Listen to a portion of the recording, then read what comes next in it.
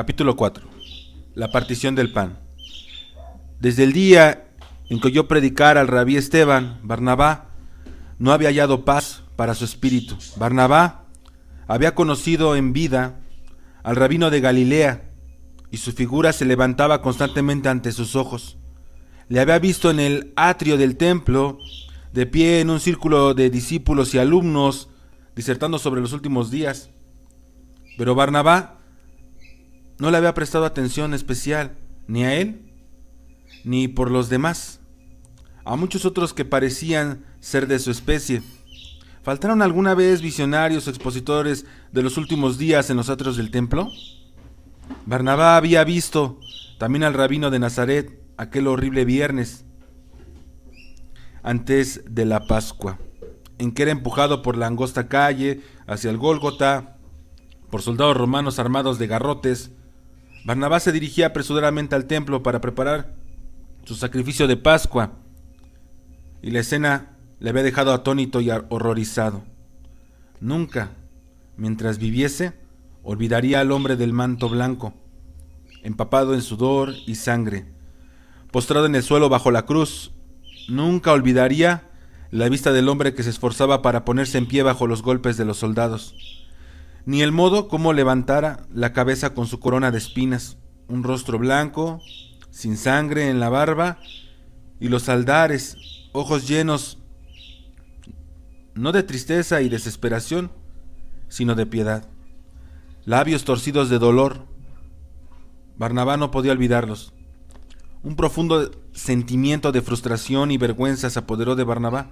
Allí estaba, arrastrando a su muerte a un rabino judío que se había persuadido de que era el Mesías, el más alto de todos los poderes, esperanza y espera de Israel.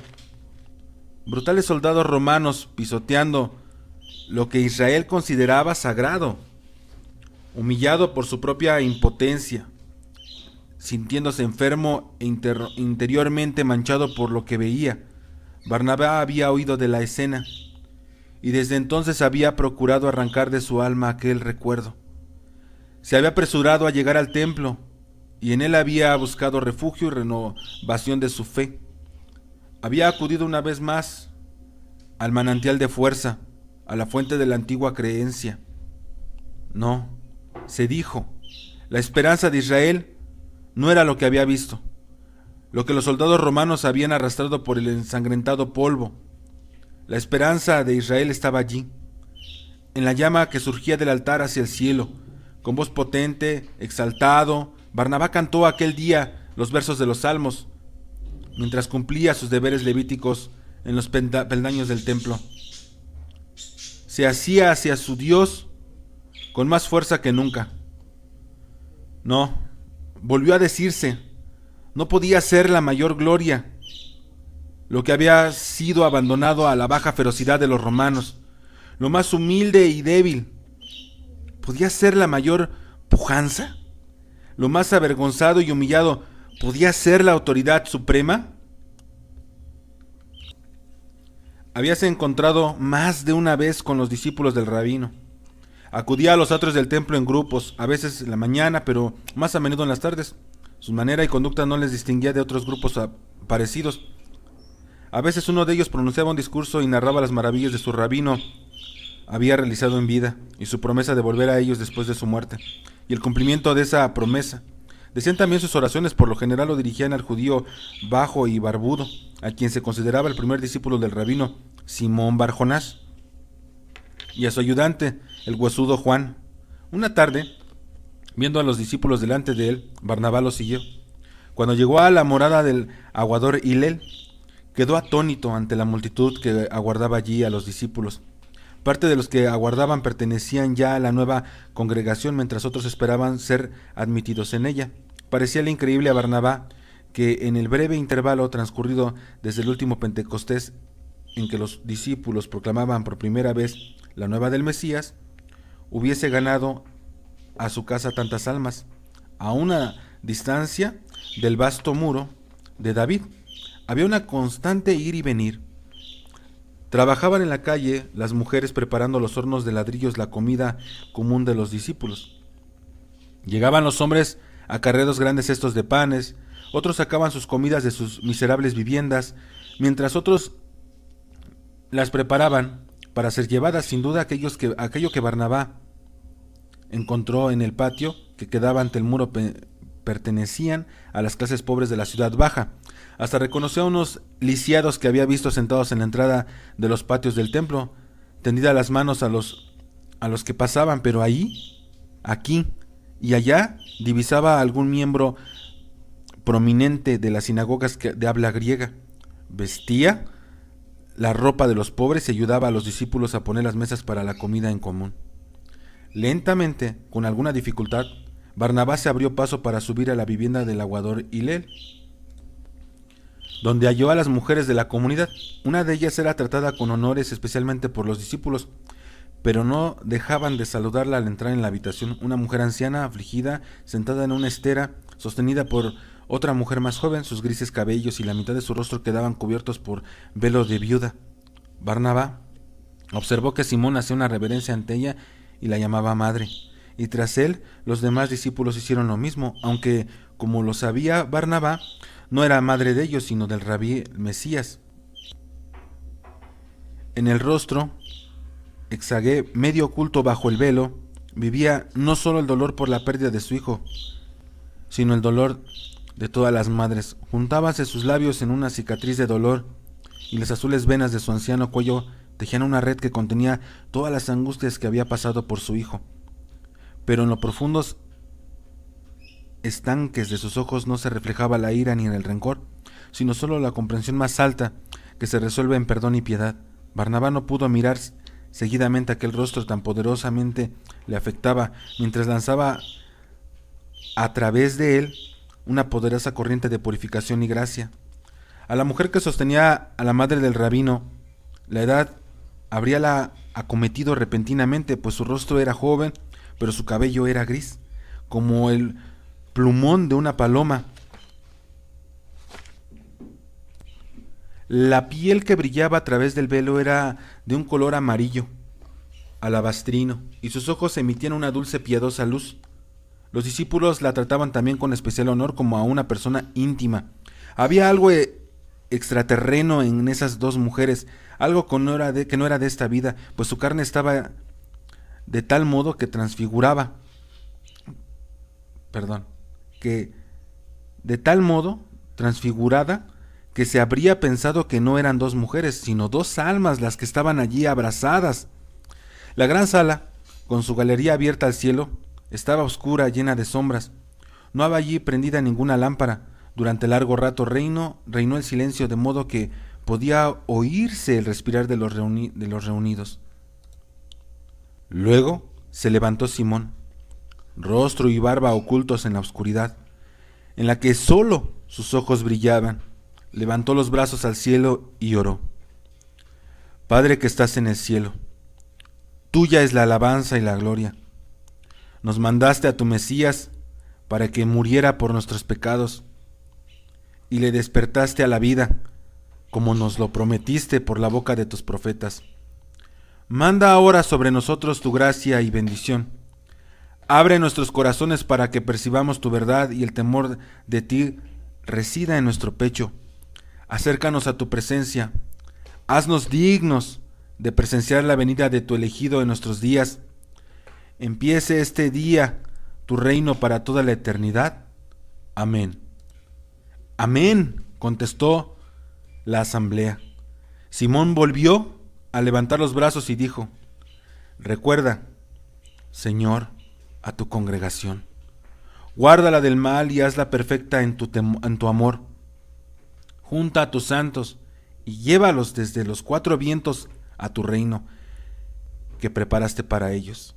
Oh, sana al Dios de David, sea uno de nosotros el que se santificó creyendo en tu siervo Jesús, y santifique en la creencia el que aún no la tiene.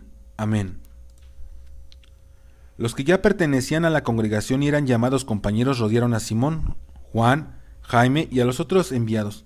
Los que todavía no eran compañeros permanecían a cierta distancia, y uno de ellos exclamó: Dinos, ¿qué haremos nosotros para ser recibidos en la santa congregación y salvados en el Mesías Jesús el Nazareno? Simón contestó: arrepiéntanse y conviértanse de modo que puedan borrarse sus pecados. Cuando el Señor haga sonar la hora de despertar, nos mandará Jesús el Mesías que os fue ya predicado. Acudid, pues, al Mesías que vino ya y se sacrificó por nosotros y por vosotros para borrar la mancha de nuestros pecados y hacernos dignos de ser aceptados en el reino del cielo. Luego se levantó Juan y dijo: no pesen cargas de oro y plata sobre vuestras almas cuando crucéis el umbral para poneros bajo la guarda del Señor. No traigáis con vosotros campos ni casas ni ningún bien terreno, por los que se os cerraríais las puertas del reino celestial. Dejad vuestras posesiones con vuestros pecados al otro lado del umbral antes de llamar a la puerta del reino del cielo.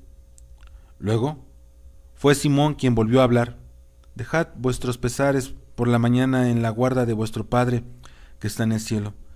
Así nos lo enseñó nuestro Señor y el Mesías cuando estuvo en vida con nosotros. Yo tenía una casa y un campo, los vendí, y aquí pongo la bolsa con el oro a los pies de los discípulos, dijo un hombre bajo y grueso, que llevaba ricas vestiduras y un anillo en el dedo, acercándose al círculo interior. No, hijo mío, no tenías ni casa ni campo. Desnudo saliste del seno de tu madre, y desnudo volverás al seno de la tierra. Y cuando el Señor te despierte en la resurrección, no acudirás con casa ni campo, vestido ni anillo. Te presentarás solo con tus buenas obras, y ellas te vestirán, contestó Simón.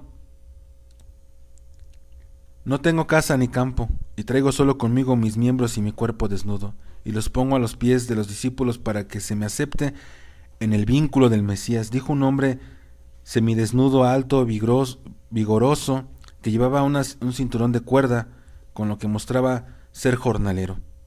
Hijo mío, ni tu cuerpo ni tus miembros son tuyos. Los pediste prestados al Creador de todos los mundos para el tiempo de tu estadía en la tierra. ¿Podrás tú sanar tu cuerpo cuando lo agobien la vejez y la enfermedad? ¿Podrás tú volver a poner en él un miembro cortado? Nada es tuyo, todo pertenece al Señor del mundo, dijo Simón. Rabino, yo no tengo otra cosa que mi alma pecadora. La pongo a los pies de los discípulos para ser recibido en el pacto del Mesías, exclamó un mendigo cojo que avanzó arrastrándose, sostenido por otro lisiado. Hijo mío,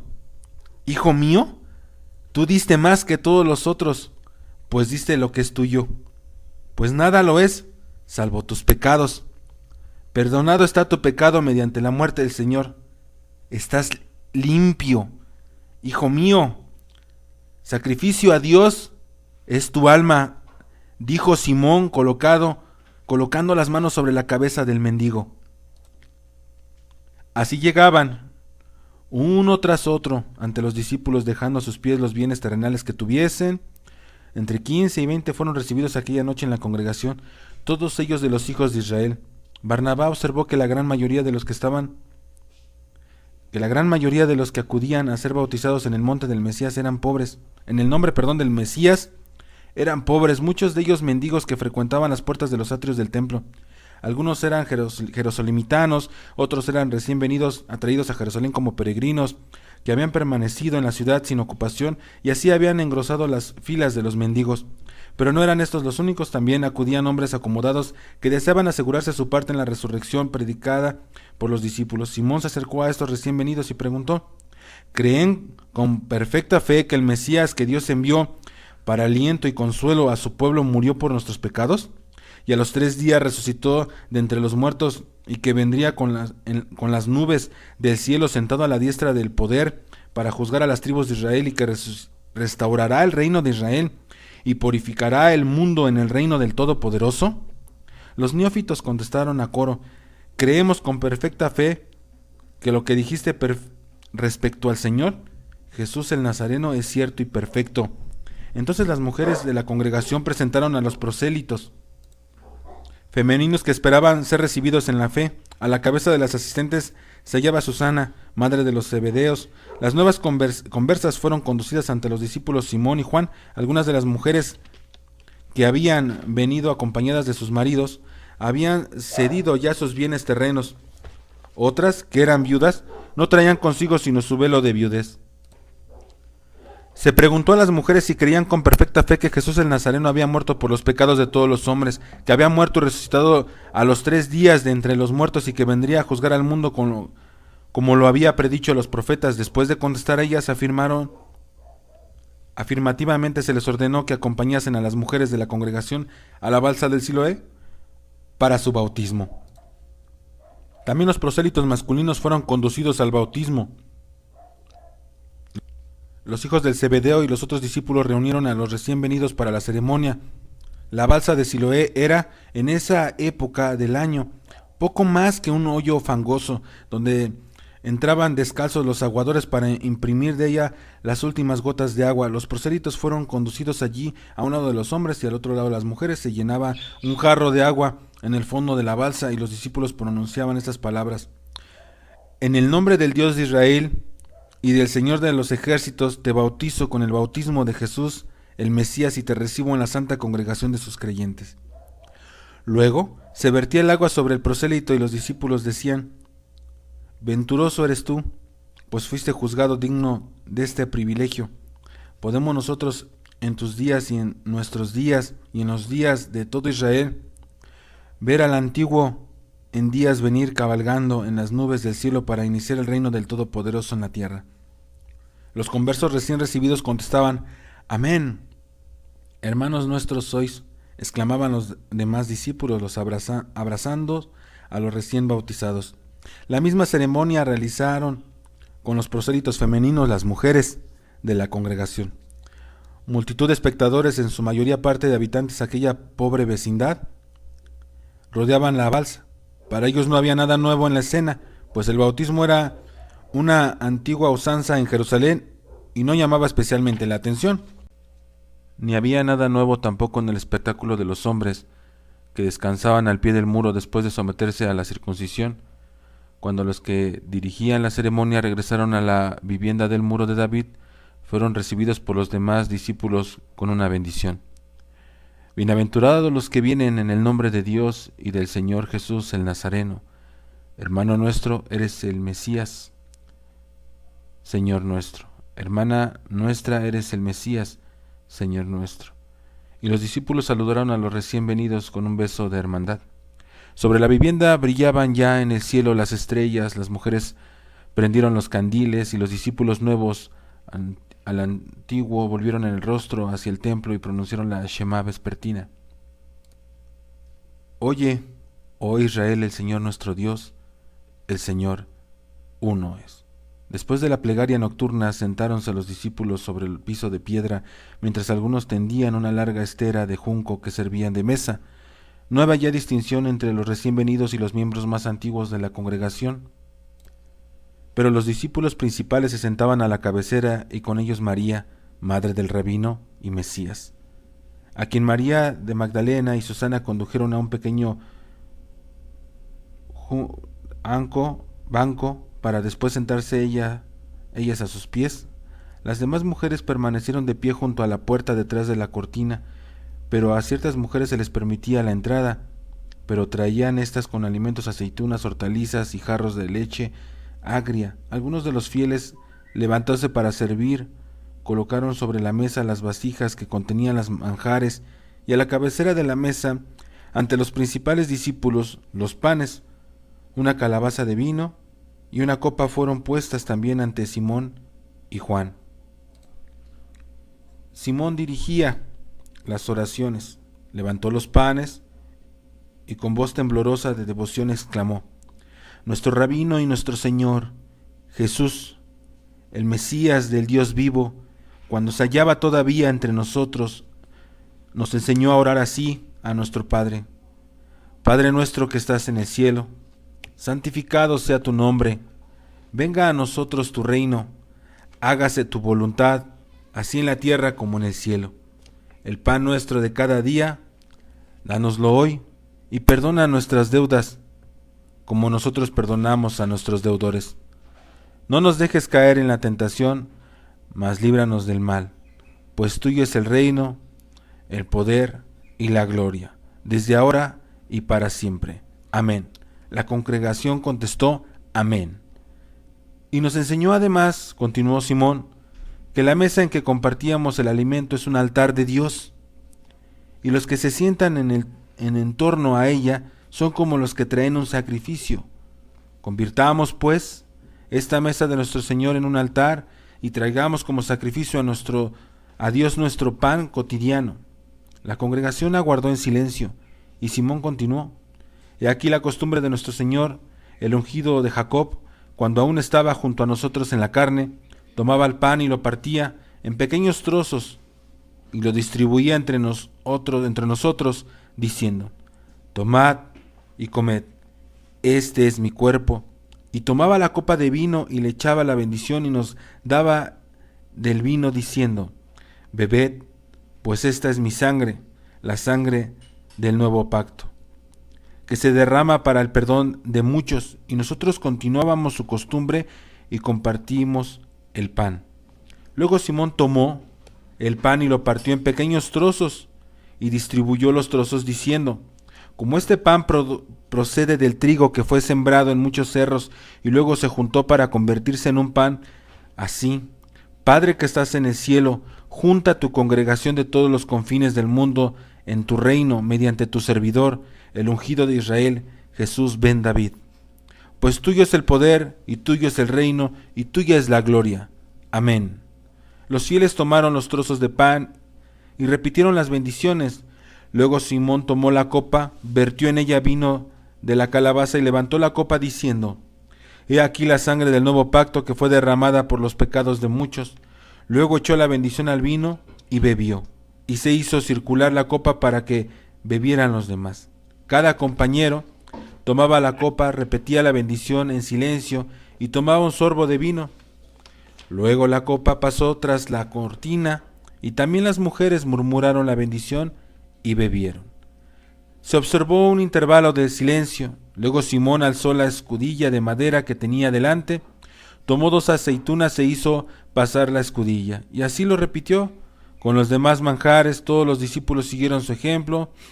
Luego Simón dijo: Nuestro rabino y Señor, el ungido de Jacob, cuando aún se hallaba entre nosotros en la carne, nos dijo que, al sentarnos a la mesa y compartir el pan, alabásemos y agradeciésemos a Dios con los cantos de David.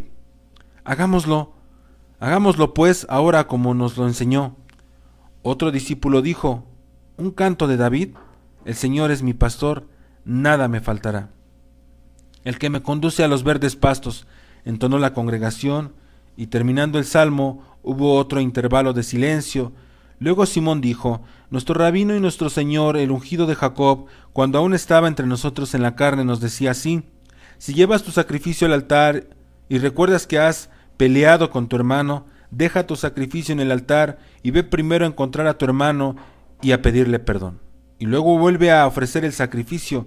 Y nos decía aún: ¿Habéis oído decir que debéis amar a vuestros amigos y odiar a vuestros enemigos? Pero yo os digo, amad a vuestros enemigos y rogad por los que os persiguen, para que podáis ser hijos de vuestro Padre que está en el cielo, que hace brillar el sol igualmente para los buenos y los malos, y hace caer su lluvia igualmente para justos e injustos. Oh, creed a aquellos a quienes fueron concedidos oírlo de sus santos labios, creed a aquellos a quienes fue concedido mirar la gloria que brillaba en su rostro, exclamó un judío desde un rincón, dando un afligido suspiro. Y algo más nos enseñó, exclamó Juan, hijo de Zebedeo: cuando hagas caridad, no lo hagas a son de trompetas, que es el modo de los hipócritas en las sinagogas y en las calles, para que los hombres los alaben. Os digo que ellos han tenido su recompensa. Pero vosotros, al hacer caridad, no dejes que vuestra mano izquierda sepa lo que hace la derecha, de modo que vuestra caridad sea secreta, y vuestro Padre que lo ve en lo secreto pueda recompensaros.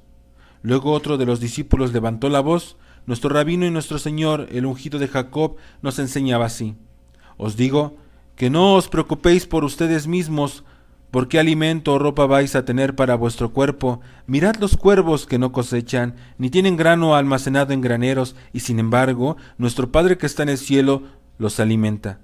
¿Y cuánto más están ustedes ante sus ojos que los cuervos? Luego habló uno, y otro, y un tercero. Como nuestro Padre que está en el cielo alimenta a los gusanos de la tierra, según nos dice la Escritura, ¿quién nos dio jamás tal consuelo? En verdad, el reino del cielo está ya con nosotros, está en el umbral de nuestra puerta. ¿Por qué no nos preocuparíamos por la comida o el vestido? ¿No viste Dios a todas las hierbas del campo? Y uno exclamó desde un ángulo con exaltada voz, levántate, levántate, torturada hija de Sión, la luz está aquí. Y aún otro empezó a entonar, bendita sea la hora en que nació, bendito sea el seno que le llevó, bendita es la generación cuyos ojos le vieron, benditos son los ojos que aguardan su venida. Cuando abren sus labios, emana bendición y paz. Oh, creed los ojos a los que fue concedido verle. Las palabras de su boca son clemencia y perdón para Israel. Feliz eres tú, Israel, en lo que se prepara para ti. Las voces que clamaban aumentaban un número, surgía de todas partes de la sala. Pronto se fundieron las voces en una sola salmodia rítmica, remitiendo una y otra vez las frases de bendición. Parecía que la asamblea quisiese abrirse paso hasta lo más íntimo de la esperanza judía y sondar las honduras del misterio del Mesías y del fin del mundo. Luego, aumentando cada vez más la exaltación alimentada por la salmodia, se agregó el ritmo del movimiento al ritmo de la voz. Sentados en el suelo, hacían oscilar sus cuerpos adelante y atrás. Una y otra vez entonaban, feliz eres tú, Israel, en lo que se prepara para ti. Las voces de las mujeres empezaron a hacerse sentir por encima de las de los hombres, pero no eran palabras lo que pronunciaban, sonaban exclamaciones agudas, sibilaciones de medias palabras, arrullos como las palomas. Luego Simón abrió los brazos como si de pronto percibiera a alguien y exclamó, ven, santo servidor de Dios, ungido de Jacob, a tu congregación y siéntate con nosotros a la mesa.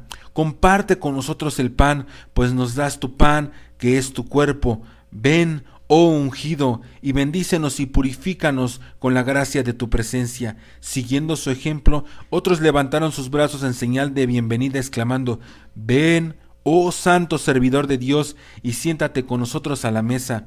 Oh, ven, ven, ven. Y de pronto callaron todos como esperando, y la mujer alta y esbelta que se hallaba sentada a los pies de la madre del Mesías, esto es María de Magdala, alzóse del suelo y levantó sus traslúcidos brazos alabastrinos que lucían en la vaga mezcla luz de lámparas y estrellas, alzó hacia el cielo delgado el cuello cubierto de una red de azules venas, de modo en que quedó tenso como un arco a las cuerdas de una lira, y su cabeza se alzaba más y más, de modo que parecía tocar las estrellas. Raveniu, Raveniu, te veo, te veo. Su voz hizo correr un estremecimiento por la asamblea, como la súbita vibración de la cuerda de una arpa, como el súbito grito de un niño, como el súbito arrullo de una paloma. Los reunidos estaban inmóviles como estupefactos, y la mujer continuó exclamando, te veo, Señor, te veo. Ábranse los cielos, y tú avanzas sobre una nube de fuego. La nube es toda fuego, y tu vestidura es blanca como una blanca llama, y tu cuerpo rojo como una roja llama, y nadie puede mirar tu rostro porque resplandece como el sol. Te acercas cada vez más a la tierra. Te veo, Señor. Oh, extiende tu gracia sobre tu sierva. Se inclinó hasta el suelo y sepultó su rostro en sus blancos cuellos esparcidos sobre el suelo, esparcidos sobre el suelo. Fue la primera en verle. María de Magdala, murmuraban. La visión de María de Magdala fue como un toque de clarín, su exaltación transmitiéndose rápidamente a los espectadores, y aquí y allá una mujer se alzaba al suelo exclamando, yo también le veo. Bajan del cielo en un trono de gloria sobre 4 leones alados. Llevaban el trono ante él por el aire. Ahora veo sus vestiduras, sus pies desnudos pisan el umbral de la tierra, y su cabeza está en el cielo, y su vestidura es pura llama. De las mujeres pasó la exaltación a los hombres. El primero en atestiguar fue Juan. Un hondo gorgoteo surgió de su poderoso cuello, con el son del paso del trueno. Luego siguió una voz casi ininteligible, vibrante como el cuerno del morueco. 7 candelabros de oro están ardiendo, un igneo rollo se despliega en el aire, 7 sellos lleva este rollo, oigo el sonar de una trompeta y un ángel que llora y dice, ¿quién abrirá el rollo sellado? Ved, letras de fuego saltan del sellado rojo, se coloca entre el cielo y la tierra y ahora puedo leer la escritura de Alef Atab. Y yo veo una espada de fuego levantada en el cielo sobre la estrella de Edom. ¡Santo! ¡Santo! ¡Santo! Luego surgieron otras palabras de la garganta de Juan, y su son parecía una habla aramea, pero nadie comprendió su significado. Entonces Simón lanzóse al suelo, y en esta postura alzó los brazos y exclamó: